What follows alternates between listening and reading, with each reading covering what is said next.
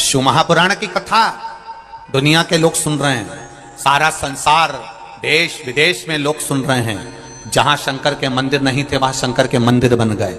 जो शिव के मंदिर टूट रहे थे उन शिव के मंदिर को लोगों ने बचाना प्रारंभ कर लिया। जिन मंदिरों में धूल जमी होती थी उस मंदिर में जाना प्रारंभ कर दिया। जिस मंदिर में कोई नहीं जाता था, कुत्ते बैठे रहते थे, वो मंदिर साफ होकर आज भक्तों ने जाना प्रारंभ कर दिया। कारण क्या है? क्योंकि जब जब धर्म की हानि होती है तब मेरा महादेव सम्मुख में आता है। और देखा मेरे महादेव ने इस भारत की भूमि पर भी कहीं ना कहीं सनातन धर्म टूट रहा है, धर्म की हानि हो रही है। तब शिव पुराण के रूप में मेरा सनातन धर्म को बचाने मेरा महादेव आ गया। सनातन धर्म को बचाने के लिए मेरा महादेव प्रकट हुआ। यह शिव पुराण नहीं है, यह समझ लेना कि कुबेर भंडारी के रूप में, कुबेरेश्वर महादेव के रूप में। यह शिव पुराण नहीं, कुबेरेश्वर महादेव के रूप में सनातन धर्म को बचाने के लिए यह शंकर की गाथा है। शिव तत्व शंकर स्वयं आया है, उसको पहचान। सबसे ज्यादा खुशी होना चाहिए कोंकड़ी बालोदा बाजार भाटापारा वालों को, सबसे ज्यादा प्रसन्नता होना चाहिए। क्यों? हमारे नगर के पास में, हमारे क्षेत्र के पास में, हमारे जिले के अंतर्गत देवादिदेव महादेव की कथा हो रही है। कहीं शिव की कृपा होना थी, इसलिए बाबा ने इस कथा को करा दिया। कहीं शिव की कृपा होना थी। क्यों आया? क्या कारण था? किस लिए? क्या कारण था?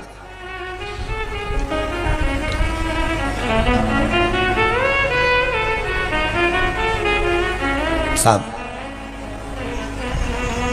जलंधर का बेर महादेव से नहीं है, पर महादेव बैठ गए तप करने के लिए। जब महादेव तप करने के लिए बैठे, मेरे देव अधिदेव महादेव तप की मुद्रा में लग गए। नंदी को मालूम पड़ा कि मेरे भोलेनाथ आज काशी से घूम कर आए हैं, शरीर बहुत, मेरे देव अधिदेव महादेव काशी से आए हैं तो जरूर अभी दूर से आवे तो थक जावे, कैलाश आए हैं। लगा उनको जाऊं जरा पूछूं। जो पहुंचे, जैसे ही पहुंचे, क्या देखा? नंदी ने, पार्वती मैया तो अंदर थी, मेरे देव अधिदेव महादेव तप की मुद्रा में बैठे हुए थे।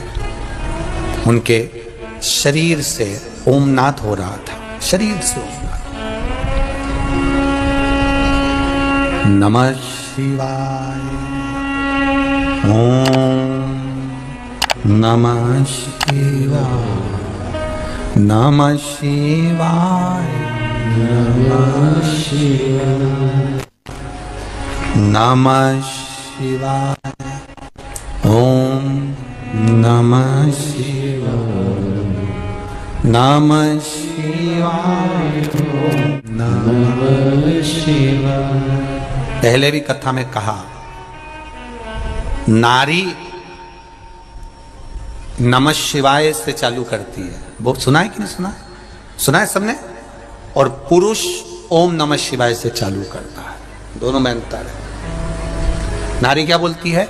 नमः शिवाय, ओम नमः शिवाय, नमः शिवाय, ओम नमः शिवाय। और पुरुष जो गुणगान करता है वो ओम नमः शिवाय, ओम नमः शिवाय, ओम नमः शिवाय, ओम नमः शिवाय। दोनों के गुणगान में शिव बैठे हैं, मेरे महादेव बैठे हैं, कैलाश पर्वत पर विराजमान है।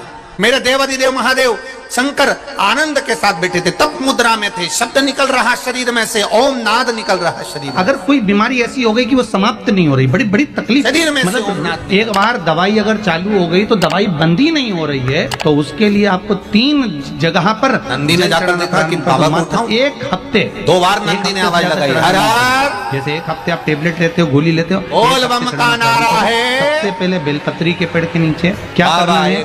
जल का पात्र लेना है, उसमें 2 दाने चावल के डालिए, 2 दाने अक्षत के डालिए। पहले बेलपत्री के पेड़ के नीचे जाओ, वहां जल चढ़ाओ, फिर जाइए पीपल के वृक्ष के नीचे, वहां जल चढ़ाइए। आखिरी में या तो शमी के नीचे या फिर आंवले नंदी के लगा नीचे। इन था दोनों में भोलेनाथ से के कोई पास। एक वृक्ष जिसके नीचे, पर एक हफ्ते अगर आपने आंवले में चढ़ाया है तो आंवले में ही चढ़ाना, शमी में चढ़ाया है तो शमी में चढ़ाना। ये बदल के मत चढ़ाना कि आज मैं शमी में चढ़ा देती हूँ कल आंवले में चढ़ा दूंगी, ऐसा नहीं। और आज ध्यान भी रखिए एक बात का, कई माताएं क्या शंकर करती हैं, भगवान की पशुपति जब प्राण व्रत करती हैं, प्रतिष्ठा होती तो है, अभी मैं शिव ये मंदिर वाले में शंकर मंदिर में भगवान कर का लेती हूँ, शिवलिंग अगला रखा भी उस जाता है, मंदिर में कर लूंगी, शिव अगला प्रतिमा मायके में रखी जाके जाती कर है, लूंगी। ये शिवलिंग गलत रखा जाता है। है। अगर पशुपति नाथ नंदी का जहाँ व्रत कर बैठता रहे हो तो एक नंदी को ही जहाँ मंदिर में विराजमान करना। करते हैं, उस नंदी के सामने से आज भी एक सूत्र बांधा जाता है शिव जी के सामने तक।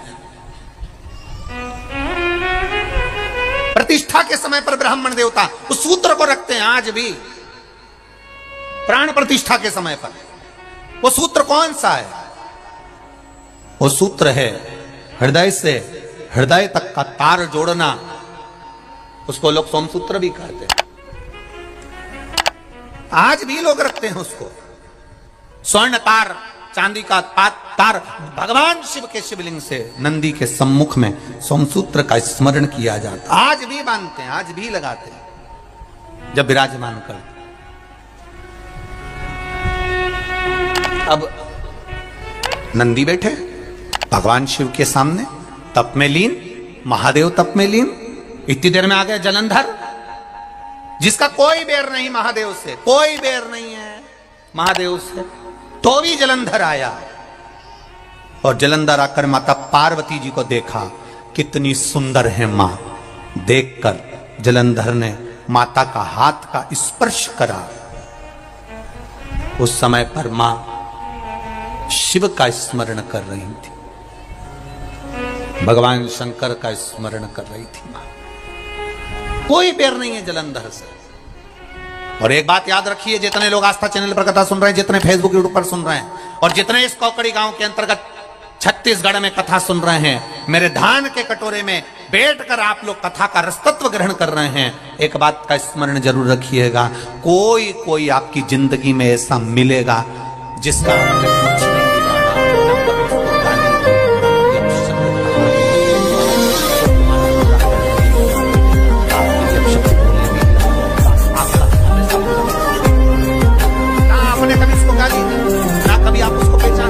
ना कभी आप उससे मिले, ना कभी आप उससे जुले, और ना कभी आपने उसको देखा, केवल उसके बारे में सुना और अंदर से ईर्ष्या जागने लगी। कोई कोई ऐसा होता है। कर्ण की, राजा कर्ण की अर्जुन से कोई बैर था क्या? अरे बोलो तो जम के नहीं। अर्जुन ने कभी राजा कर्ण को, दानवीर कर्ण को कभी अपशब्द कहा था क्या? नहीं। पांडवों ने कभी कर्ण को कुछ कहा था? एक शब्द पांडव नहीं बोले कर्ण के लिए, एक शब्द नहीं बोले। उसके बाद भी कर्ण, उसके बाद भी कर्ण, अर्जुन, नकुल, सहदेव, भीम, युधिष्ठिर से बैर रखता था। ऐसे कई हैं जो पहचानते ही नहीं है, जो आपसे मिले ही नहीं है, जो आपको जानते तक नहीं है, बस आपकी प्रशंसा सुन नहीं सकते और उनके मन में ईर्ष्या जागृत हो जाती है। समझ लेना, ये जलंधर जैसी औलादें बहुत सारी है, बहुत।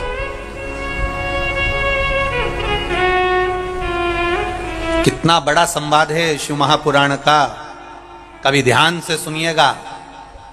स्वयं माता लक्ष्मी ने भगवान नारायण से कह दिया था, स्वयं रुक्मणी जी ने भगवान कृष्ण से कह दिया था। रुक्मणी जी भगवान कृष्ण से कह दिए एक बार, ठाकुर मेरे लाडले मेरे कृष्ण, आपसे एक बात कहना चाहती हूँ। भगवान ने कहा, बोल क्या कहना चाहती रुक्मणी? रुक्मणी जी कहती हैं, मैं ये कहना चाहती हूँ कि कर्ण इतना बड़ा दानवीर था, इतना दान देता था, इतना बड़ा दानवीर कहलाता था, कर्ण जैसा कोई दानी नहीं हुआ संसार में। अर्जुन भी उसके आगे फीका था, अर्जुन भी उसके आगे फीका था। फिर कर्ण जब इतना बड़ा दानी था तो ऐसी मौत क्यों मरा? कीचड़ में, खड्डे में उसका रथ का पहिया जाता है, वो गिर जाता है और बाणों से छन्नी हो जाता है। क्या कारण क्या है? भगवान कृष्ण से रुक्मणी जी पूछ रही है कि कर्ण इतना बड़ा दानवीर था, इतना बड़ा पुण्यात्मा था, इतना सत्कर्मी था, फिर खड्डे में गिरकर, पानी के खड्डे में गिरकर मरा। कारण क्या था? क्या कारण था? कई लोग कहते हैं वो तो बहुत भजन करता है, एक्सीडेंट हो गया, मर गया, इतना बड़ा भजन करने वाला, उसके साथ ऐसा कैसे हो गया? वो तो बहुत दान करता था, इतना अच्छा था, ऐसा मर गया। बताओ बेचारा इतना अच्छा था और इस तरह से मरा। हमको दया आती है तो रुक्मणी जी को क्यों नहीं दया आई? माता रुक्मणी के हृदय में यह बात पहुंच गई और रुक्मणी जी ने भगवान द्वारकाधीश से पूछा। आज हस्तिनापुर जाने से पहले आपको बताना पड़ेगा कि राजा कर्ण ने ऐसा कौन सा कारण कर दिया था जो राजा कर्ण इस तरह से मरा है। वो तो दानवीर था, पुण्यात्मा था, इतना दान देता था, इतना सत्कर्म करता था, फिर ऐसा क्यों मरा है? भगवान द्वारकाधीश ने कहा रुक्मणी तुम नहीं जान सकती, तुम्हें क्या बताऊं? नहीं, रुक्मणी जी बोली तुम्हें बताना पड़ेगा। तब भगवान कृष्ण ने कहा रुक्मणी एक कारण सुन, दानवीर है ना कर्ण, बहुत दानी है ना कर्ण, खूब दान देता है ना कर्ण, हाँ, तो उसकी मौत ऐसे कैसे हो गई?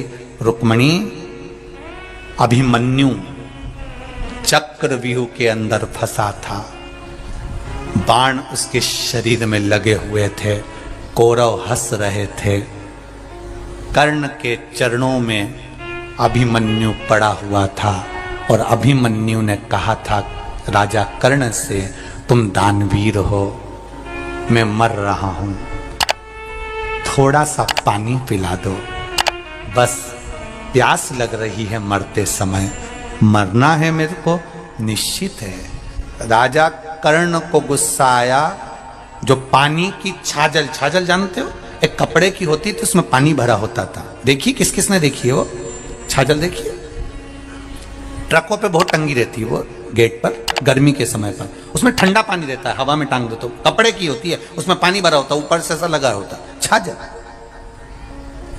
अपन उसको आज के जमाने में कह दो बोतल पानी की। राजा कर्ण के पास में पानी की बोतल रखी थी, छाजल पड़ी थी। अभिमन्यु ने कहा मुझे बहुत प्यास लग रही है, मैं मर रहा हूं, आप लोगों ने मुझे बाण मार दिए, मैं मर रहा हूं, पर प्यास लग रही है, पानी पिला दो, थोड़ा सा पानी पिला दो, थोड़ा सा पानी दे दो। दानवीर कर्ण, थोड़ा सा पानी दे दो। दानवीर कर्ण ने छाजल में लात मार दी, पानी की बोतल में लात मार दी, पानी की बोतल का पानी नीचे गिर गया। अर्जुन पानी को देख देख कर तड़प तड़प कर मर गया, मर गया।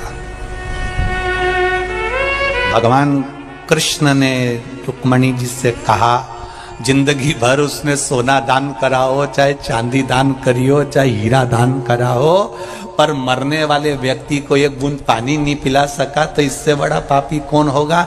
जिस पानी को मांग कर अभिमन्यु मराए, उसी पानी के खड्डे में ये गिरकर मरेगा। ये कर्म का दंड है, भोगना पड़ेगा।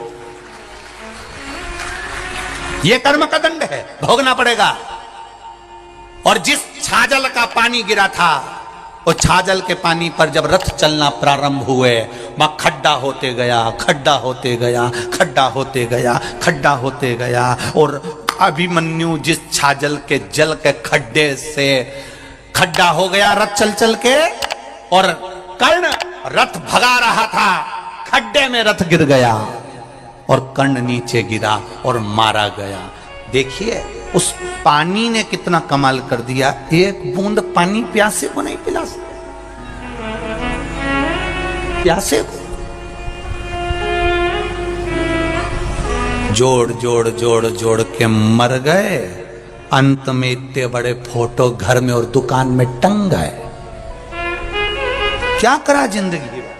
केवल जोड़ा, जोड़ा पत्नी के लिए, जोड़ा बच्चों के लिए, 4 व्हीलर गाड़ी बच्चों के लिए, पत्नी के लिए, परिवार के लिए, कुटुंब के लिए, दुकान 1 से 4 कर ली, 4 से 6 कर ली, व्यापार बढ़ाते गए, बढ़ाते गए, व्यापार बढ़ रहा है, उम्र बढ़ रही है, पर भजन घट रहा है। भजन मत घटने देना। घंटे भगवान का भजन नहीं कर सकते, मत करो। 1 लोटा जल लेकर महादेव के मंदिर में चले जाना, 5 मिनट लगेंगे, श्री शिवाय नमस्तुभ्यम कहकर चढ़ा देना, बस उसके दरवाजे से होकर आ जाना। वो 5 मिनट तेरे 5 वर्ष की जिंदगी को संवार देंगे, ये निश्चित है। 5 मिनट से ज्यादा नहीं लगता, 5 मिनट 10 मिनट। मंदिर अगर दूर होगा तो 10-12 मिनट लगेंगे। वैसे तो मुझे विश्वास है कि छत्तीसगढ़ की पावन धरा पर आप लोग कथा सुन रहे हैं, चैनल पर, फेसबुक, यूट्यूब पर सुन रहे हैं, ये मेरा विश्वास कहता है। जहां जहां रह रहे हो वहां दूसरे भगवान का मंदिर मिले चाहे नहीं मिले, पर पेड़ के नीचे ओट